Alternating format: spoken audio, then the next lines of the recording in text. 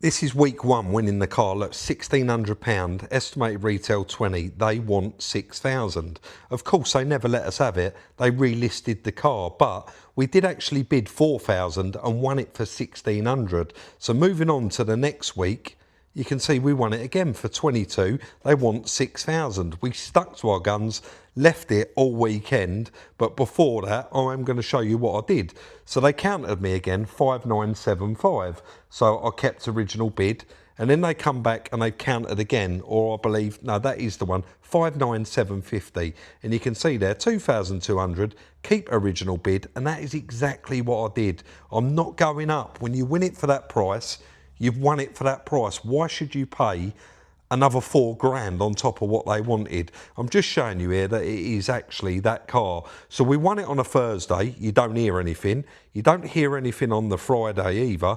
Then you've got all weekend, and it's kind of 9 to 9:30 on the Monday morning you find out. And guess what? On Monday morning, ching, they let us have it. When we ain't got time, we use, of course, a local guy, Nick, good friend of ours, and I'm really good friends with his son.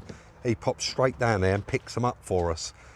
So I am going to do something we don't normally do here and roll a little bit of video of us actually bidding on this car. Well, it wasn't bidding, it was the amount of money they wanted from us and how much we paid for it. And last week, I'm going to say, we actually won it for £1,600, which is unbelievable. This is the first time Nick's ever turned up with one on the back of the truck.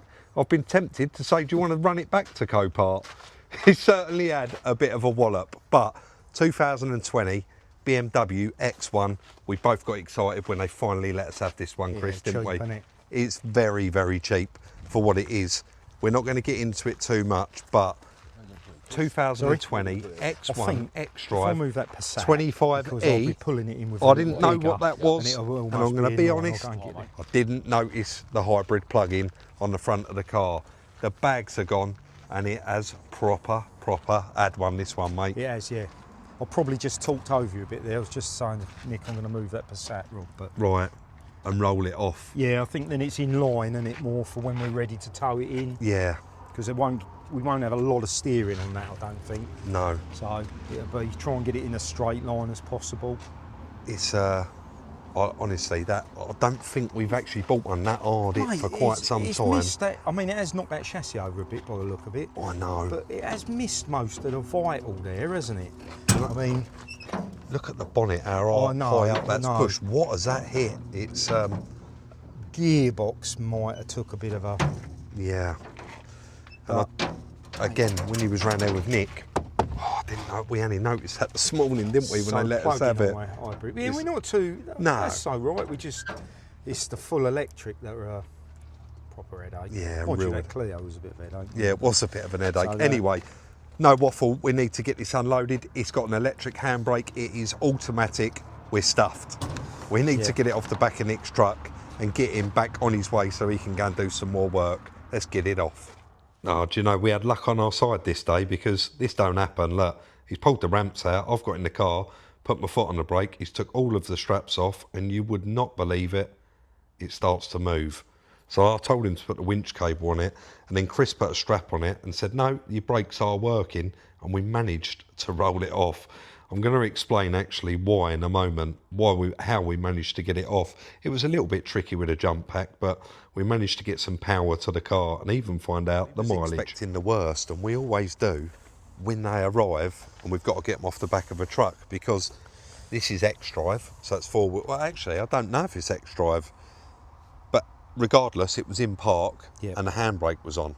But here it says no hand brakes, which is very strange. Anyway, as soon as Nick started releasing the straps, I felt the car moving a little bit, but we managed to put the jump pack upside down on here, get through, get the earth on, and then I was able to get through there to the live. But we quickly established, once we did get in here, I mean, I'm not going to open that door, but it's absolutely covered in red stuff. Yeah, body fluids. So I don't actually want to get in this car until all of that is cleaned. So Chris is going to prep and get the digger out and some chains, and I'm going to go and get some PPE so that I can actually get this cleaned up before we start touching it or messing with it. But I guess let's get that done, mate, and then we can get it in the workshop because it's just about to start raining. Sounds like a plan. So once we was unloading it and I got the jump pack on there and I jumped in, it genuinely wasn't until I was in the car that I actually noticed it. So at that point it was too late. But getting in here now, I've put the suit on, got the glasses on, got the gloves, got the disinfectant, I've got some boiling hot water, a nice new cloth, and everything's going to be getting thrown in the bin. And of course, after I've done it all, you can see I'm spraying disinfectant everywhere before I get back in this car with nice clean clothes on. As usual, of course, when we bought this one, we run a check using the one-stop shop Car Vertical. Now, Car Vertical is your one-stop shop. You get every piece of information you need to know about your vehicle when you're buying it, regardless of whether your vehicle, you know it's been written off, or you're going to buy a car that's marked as not written off. A lot of cars hide a serious history, and you need to check it out using Car Vertical. So this particular car, there's even a bit of a story to this one. So needs attention, damaged. And when you click on it, we found one record. And you can see there, they've highlighted that it was a front end impact and it was on the 6th, 2025. Not necessarily the date of the accident, but that's the date it was written off. And then side effects was the front damage to the vehicle, and the type was collision. And it is structural element of the body is marked down there. Also on here, you've got your natural disasters, your market values, which are quite accurate. Average market price for such vehicle, 20,598. And then down here, you've got the lowest one is currently advertised, the average, of course, and the highest there as well. You've got your emissions, your specs, your ownership. Now, this is the one that I thought was a little bit strange on a 2020 car. So first registered 07/2020, the second owner was the 1st 2021, and then the third owner was just 1 month later on the 2nd 2021. So not really sure what's happened there. I can't imagine it's had 2 owners in the space of 1 month, but it is definitely happened, and there is 3 registered keepers on file. Of course, you've got your handy timeline here, and that will let you know all of the ownership changes, all of the MOTs that the vehicle's had, and of course on there as well, you've got your damage detected. I want to thank Car Vertical for the continued support on the channel. To benefit from a nice little discount off your check, use the code that's been displayed up on screen throughout this check, or hit the link in the description where it will automatically divert you to Car Vertical and include that discount. I'm going to make a lot better assessment of this vehicle when we do get it inside. And there's a lot of glass in there, which obviously we don't really want to be sitting on, but just, I'm not going to put myself or Chris's health in any danger. So all of that needed to be disinfected and cleaned out first. And I mean, I'm quite happy that it's safe to get in now. It's only someone's had a nosebleed, isn't it? Yeah, probably. That's normally, normally what it is, isn't it? So, but let's drag it into the workshop, I guess, mate, and then make a start on it. Yeah, right, mate. And get some of that glass out of it, I think. But we've got the little mini digger hooked up to it. Got a chain there. I don't think Chris could find the towing eye for it. Or, yes, it's because the bumpers move forward. Yeah, it won't go in. That's certainly not going to do it any worse, mate, is it anyway? No. Right, let's get it inside and take a proper look at it. But myself and Chris, when we come out this morning, said, hey, it's half a nice car. They are a nice car. It's a really nice car, and it's this is not on purpose. The fact that it is another BMW, it just happens this way, doesn't it? That's right. We bid on loads of stuff. We do, yeah. Let's get it in. Now, there's obviously an issue with a lower arm on this car, so we assumed it was going to be a bit of a bugger to pull in, but it actually rolled in lovely. It rolled in so quickly that we left the time-lapse rolling, we got it onto the ramp, I managed to get one of the bonnet catches undone, and you see the other side there, I bent the bonnet up with a pair of Stilsons, I cut through the latch with the little cutter there, and we managed to get the bonnet off, get a few bits off, so that we can all take a proper look at the car straight away. Well, apart from it being a bloody mess, mate, what do you think? Well, it was quite straightforward, get it in, wasn't it? Yeah. It rolled quite easily, didn't it? Yeah. Well, it looks like that headlight survived, Rob, one broken lug, so... Yeah, a little mark on it there. But they are repairable, yeah. As we know. Engine is sitting back a little bit, but that's quite possibly the gearbox mount with all this has got pressure on it. pushing it back. So it might just be that, or it might be something else broken there. But yeah, no real nasty surprises, I don't think. At the moment? No, I don't think so. We knew exactly what we was letting ourselves in for, didn't we? Really. Yeah. That chassis leg does look pulled this way, Chris. It is. And do you know what? Looking at it in person, it looks scary. But looking at it from here on the camera and seeing how far back all that is rammed in there, it does look quite scary. So I think that's a case of all this has pushed that back though, Rob. And it's pinched. Yeah, and it's pinched. I think when we get all that out, we'll be surprised. So, plan going forward? Yeah, just rip it apart now. You know what we call this part? Making a mess. It is. Because there is bits of plastic everywhere. And we do our best to pick it up as fast as we can, don't we? But yeah, let's get it torn apart, I reckon. And have an assessment. I've already been on the phone, sent the pictures to Airbag Service, and they are on it, getting all this arranged, because it's got the M seat belts. Yeah, it's got a curtain airbag on, so they're on that. No seat damage though, is there? No seats, so that's no. good. Do you know what else I noticed as well? You know when we lifted the bonnet off, have a look at your hinge actuator. Yeah. Hasn't gone off, has it? No. I'll tell you what I've also noticed. Neither's mine. The safety plug there. We need to unplug that, don't we? Yeah. Well, the battery's off anyway, isn't it? Yeah. Right. It's not off, actually. The battery, it's under there, isn't it? Yeah. So we need to get that off as well. Right. Let's get this car in pieces and have a look how bad it is underneath all of that mess.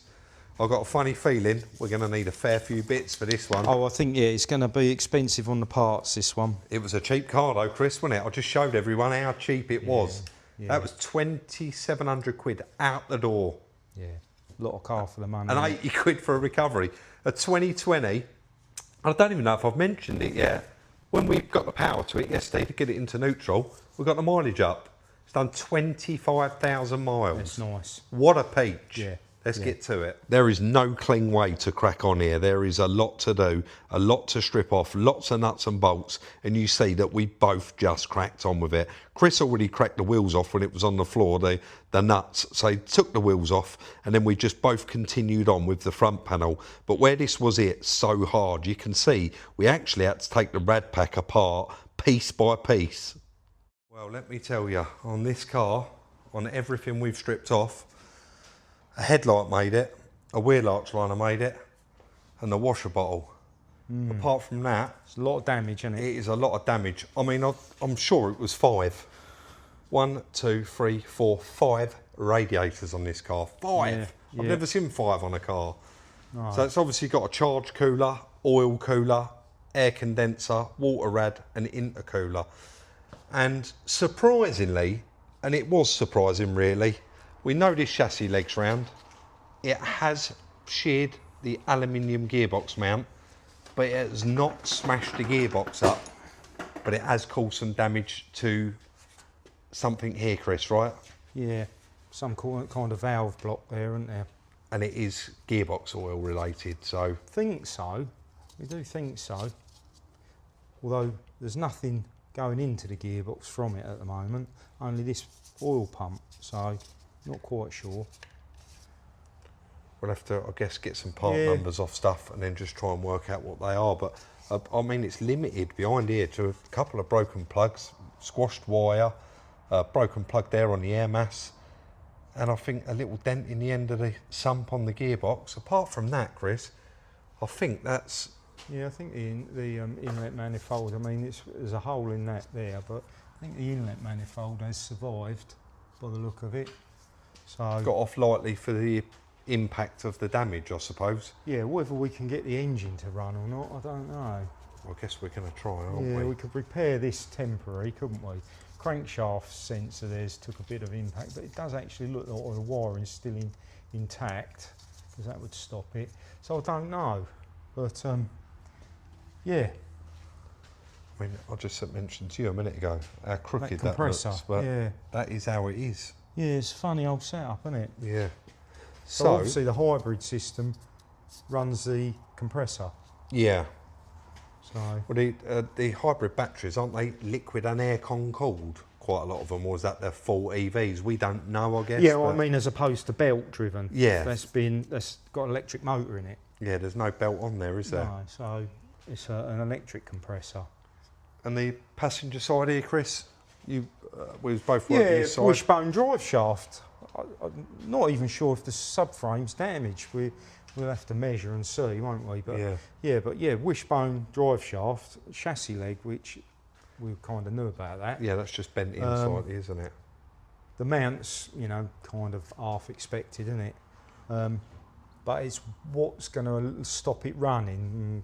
Good chance all of that's going to stop it running, or the crash data, isn't it? So we don't know. So take a look, shall we? We'll do our best. It would be nice, wouldn't it, to see if we could get it to turn over at least. But it doesn't look like there's any engine damage at all. No. So none of the cooler, the oil cooler, none of the water This is pumps just there. the solenoids behind there, we think, same as other gearboxes. So cosmetic damage really to that, but it will be quite a big parts definitely. list, won't it, of pipes. I mean, so many pipes damaged. Yeah. That obviously does look a lot smaller when it's all packed together as a rad pack, doesn't it? Yeah. Yeah, mate, we're going to make our list anyway, but we'll show from the top as well when we bring it down in a minute. Come down a bit, because get the wings off, and now the damage is removed, it actually looks okay from up there. Right, let's carry on stripping this one down and adding to the huge list of parts that we're going to need for it. This is a continuation of stripping the car, and you can see Chris is taking care of that front corner there that all needs a bit of attention. And I know it seems irrelevant, but trust me, it's not. I'm running around with a vacuum getting all of that glass out of that car because we got to get in and out of this car. We're working on it, and it's the worst thing, getting glass in your fingers. So of course you want to get rid of as much of that as you can, and as well we don't want to be spreading it all around the workshop every time we get in and out of it, dropping it all over the floor and just creating a mess. So that is ultimately what we're doing in this bit, getting down, getting it cleaned out and getting the rest of them broken bits off. Chris is outside mucking around there. He's done quite a lot, and I've jumped straight in with a diagnostic tool. He's just bypassed the pyro fuse just so that we can get some permanent power to the actual car. And then of course I'm just running a quick scan on it. It's only got 130 codes out of 24 systems, so not so many. Of course, I'm just kidding, that is awful, but all the airbags have gone off, haven't they? The front end's missing off the car, but I'm going to tell you in a minute, we've got some parts coming, some mechanical parts, which I think is going to actually get this car so that the mechanical side of it's done. I'm just going to clear them down and I'll pick up on that in a moment, but let's see how many come back just for a laugh. I've got a funny feeling a lot of them are going to come back. It's going quite quickly. I actually done a search and a scan of this car quite quickly, to be honest. You can see how good it looks in it. Well, not brilliant, but how much of that glass I actually got removed while Chris was under the bonnet there and I was cleaning it out. Fault code memory clear complete. 44, so that certainly got rid of a lot of them, didn't it? Anyway, let's jump outside. I'm going to tell you the plan. So we have just ordered from Barrett, so I will turn that ignition off actually because that pump's going to keep going otherwise. So there is like a thermostat, oil thermostat, I'm sure that's what Drew called it, that actually bolts to a bracket there on the front of the engine, and you can see these two pipes go to it out of the gearbox, and then you've got two other pipes that run right over, that run up here and then go to the cooler.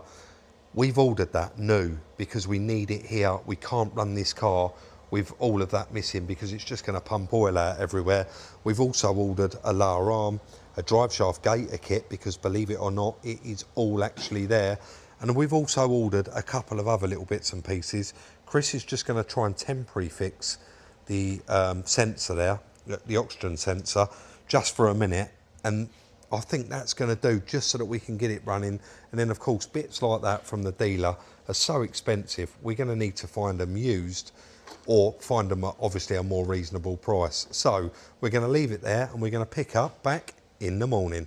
You would be 100% here. Chris is doing all the work. He is working alone. He is getting that drive shaft and that lower arm removed. Why I actually pop round the Motor Factors, pick up the lower arm. We ordered it from there because it was half the price than buying it from the dealer, and we had to wait until 10 AM for that to come in. So I'm whipping round and getting that, and also we got an order coming from Barrett's, but that order doesn't arrive till between 11:30 and 12:30. But I spoke to the driver and he said, I'm going to Vauxhall in Tenham first drop if you want to meet me there at 10:15. So of course I drove there and met him, and then I'm going to come back and bring all of it back to the yard. That way we haven't got to keep running up collecting the parts from the gate, or of course sitting there waiting around for them. I've gone to collect all of the parts, so when I get back we can get on with getting them sorted and ready to fit back on the car.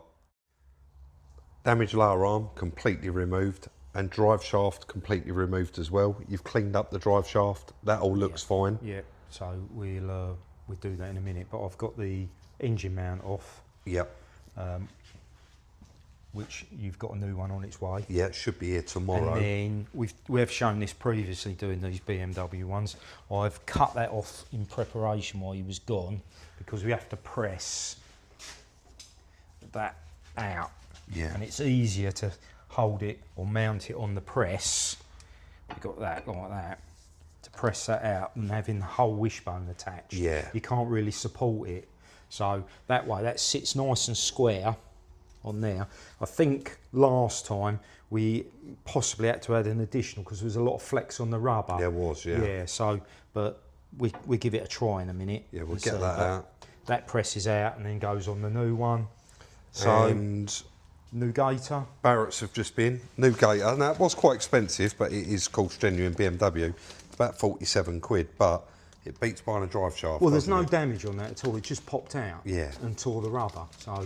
And it comes, of course, with all new clips. And that, believe it or not, is that piece that was destroyed, and we couldn't quite work out at first what it was, but it is just like a thermostat sort of valve. So it's a it? valve that opens and shuts, temperature controlled, i.e. a thermostat, and keeps the gearbox, well, this is what we've guessed, it keeps the gearbox oil at the optimum operating temperature. Yeah. So that controls the flow to the oil cooler. And that was on that little metal bracket that we've got. Yes, oh, it's there. which I've got straightened. So straighten that out, and then that fits to it. Unfortunately, I did order the two pipes as well that go to the oil cooler, but unfortunately, that wasn't my mix-up. Drew said it was his mix-up, sent the wrong ones out there. We've already got them. So let's get that pressed out, mate, get that drive shaft built up. I need to run out because, believe it or not, it's actually quite funny. That drive shaft gator was expensive, but come with no grease. And we're out of CV grease. And we are out of CV grease. So well, I'm going to help Chris pop this out and then go and grab some CV grease, and then we can get this one put back together, and hopefully it will be back on its wheels, won't it? Yeah. Apart from engine mount. Engine mount, yeah. But that is on its way. It is on its way. So it's imminent. Right, let's have a fight with this then, mate. I don't really need to explain what's going on here because Chris just did, but the actual tools he's using, so you see like the little red block underneath and then the extra little red block, these are stuff that he's made up so that we're able to press these out. He did it on a previous, I think we've done 3 now, and on the first one, he actually made up these tools, which makes life really easy, and of course, it's saving us a load of money because we don't need to buy it. Moving on to the drive shaft, he's took the circlip out and he's just pumped it a couple of times, and it's going to push that out very, very easy. He's using just a little piece of copper there to push it out, and of course that causes no damage. Off with that last little bit of broken gator, and then what we can do is put the new CV gator on with the clips, put the star back on the top of it, put a nice new clip on it, and that is pretty much the drive shaft and the lower arm ready to go back on the car. We got all the way up there, all hyped up, drive shaft done, lower arm done, we're ready, but we can't go no further. We need an engine mount. We need that mount because we've got that, Chris has got that supported, but with that removed, that inner drive shaft is just, the cup is sitting on the subframe there, and that's no good because soon as we put that new drive shaft in, it's going to chew up the gator and completely destroy it. We need to lower it to get that new engine mount in. We do, and the engine mount actually sits inside the chassis leg. So I'm afraid we are a little bit stuck there, aren't we, mate? Let me just grab this tripod. But hopefully that's going to arrive tomorrow morning. Yeah, and then we can just basically continue on, can't we? It will be, yeah. Well, unfortunately, that is going to be the end of today's video. Everyone absolutely loved your joke because you caught me out. I thought it was quite poor myself, the joke, but so did I. Everyone else thought it was quite funny. What do you think about the BMW X1? Like I said in the beginning of the video, we don't deliberately say, oh, there's another BMW, let's buy another BMW. We actually bid. I can include that, it doesn't matter, does it? All them cars that we was bidding on. I'm going to include a little screenshot now.